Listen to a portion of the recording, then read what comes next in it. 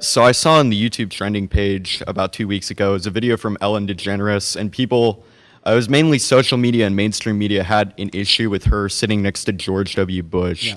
They couldn't comprehend that two people with such conflicting points of views could be friends. And it's clearly possible because socially, I would say I'm a libertarian and economically more conservative. One of my best friends is transgender and female, and she's also bisexual. Where did we take a wrong step in creating this environment where people with such conflicting points of views couldn't be friends anymore? It really is. It really is a problem. And I believe that a lot of this is keyed into the fall of the Soviet Union. And that sounds like a weird thing to say, but it's true. I'll tell you why. The Soviet Union was the great leftist experiment. They thought, somebody said, I have seen the future and it works. That was the Soviet Union. When Ronald Reagan said we're going to beat the Soviet Union, people just thought he was out of his mind. That was really the great test of leftism, and it failed. And once it failed, they stopped being able to argue. When I say they were against free speech because they've lost the argument, that's part of what I mean. And it has continued down that road. This is half the answer, and I'll give you the other half in a second.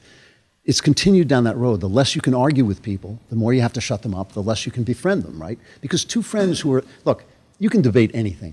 Two people of goodwill can debate anything and find some common ground or just agree to disagree if both of them are honest and looking for answers. But once you're just looking to impose your will on somebody, you can't do that anymore, and so you can't be friends with people. The other thing that happened is that the left won on certain issues that maybe they should have won on, right?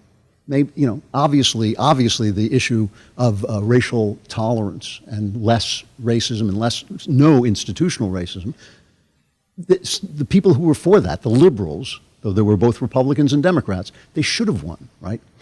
So once you win, there's an old saying that a revolution devours its own children.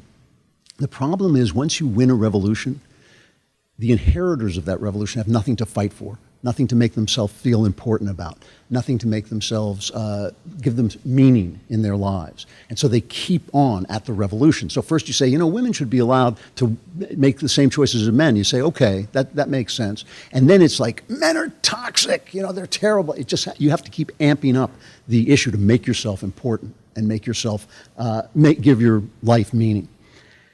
And it's so typical. It happens all the time. This is why the gays are particularly painful. It's 20 minutes ago, people hated gay people universally. Even Barack Obama was against gay marriage. And today, if you say that, you literally can lose your job, right?